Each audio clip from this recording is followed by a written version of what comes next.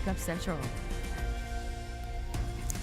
Welcome back now to a morning original. These are stories you'll see first here on Wake Up Central. June is recognized as Men's Mental Health Month in the nation. And while progress is being made, health experts say men are still less likely than women to seek treatments. Wake Up Central's Journey Taylor shares the story of one man's battle with mental health and where you can start to find help yourself. I started my career in 1999. Green and happy, ready to save the world. It's the reason many young men go into emergency services. But there's a side to playing Superman that's not talked about often. For me, it was some really bad calls south of Houston. I had to respond to some things that people shouldn't see. And realizing that and realizing my actions after that, to the point that we moved to get away from the area. Scott Gann's mental health became more apparent while working as a paramedic and experiencing post-traumatic stress disorder, or PTSD. It's something that's impacted his life on and off the job. I noticed that I was very standoffish, I was not approachable, I just wasn't a nice person at the end of the day, all from cumulative stress. Gann says that stress started to build, leading to unhealthy coping mechanisms. Alcohol was definitely one of the biggest ones that I used. It manifested in anger a lot. Sometimes you get to a point that you don't know how to process it. And so in desperation, the one thing that will always ring true, desperate people do desperate things. Sometimes those are healthy, sometimes they're not healthy. UAMS psychiatrist Scott Steele says in a lot of ways, many men aren't well right now.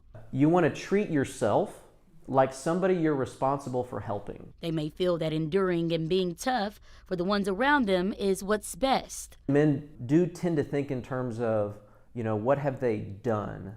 How is their job going? Are they providing? Because it's really important to a lot of men that they do provide, whether for their family or for their community. When they feel like they're coming up short,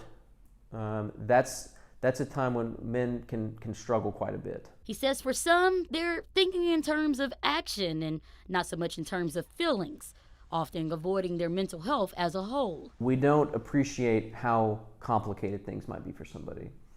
That there might be a reason why somebody does what they do, even though other people might really find that to not be a healthy thing. Men are 3 times more likely to die from suicide than women are. And those rates are increasing. Although there's no way to pinpoint how or why mental health becomes a problem for each individual, many times it starts young. You've heard the phrase, man up. I've actually been guilty of saying that, even to my daughter, absolutely. And typically it's we don't know how to deal with the emotions. But experts like Steele say manning up has been bringing men down. One thing that we want to be careful of not doing is what we call invalidating what they're feeling. They're feeling that for a certain reason. If we invalidate that, then men will come to not trust how they're feeling, and they won't come to trust their inner voice. Steele adds that men seek treatment for mental health a lot less than women, despite the fact that treatments work just as well for them. And when men do look to speak with someone, they typically want to share with men. It's something like 80% of psychologists are female. And Gann is aware, taking a step away from emergency services and now serving lives as a mental health first aid instructor with Arkansas Rural Health Partnership. They brought me in to teach paramedics, police officers, firefighters, and that's kind of my specialty. And we're able to talk about true mental health and coping skills. There are many ways mental health problems can come about, but both men say seeking help is always a start.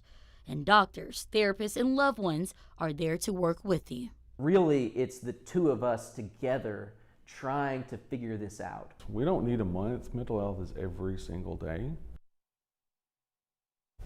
Now, there are resources available for those that do need help. AR Connect serves the community by connecting them with mental health treatment, and ARHP offers free mental health training. So we'll include all of our information online today at thv11.com. Good. Thank you, Journey. So glad he shared his story too. Stepping forward, helping other men step forward to talk about a tough subject that we don't want to talk about, frankly. We don't. Absolutely not. And I'm so grateful for Scott, both Scotts, both of their names were Scott, for just even taking the time to talk to me. Yeah. And just share, kind of giving me insight. So very important topic that's impacting all of us. He seems like a psychiatrist who men would be comfortable talking to, and maybe the right therapist is an important factor. Yeah, Scott also said that it only takes one person. Sure. You just need one person in your corner saying, "Hey, what's going on with you? And how can we help?" So. Wow. Hope it helps someone out there. Absolutely. Love what he said. It's not a month, it's every single day. Every single day. All right, Journey, thanks so much.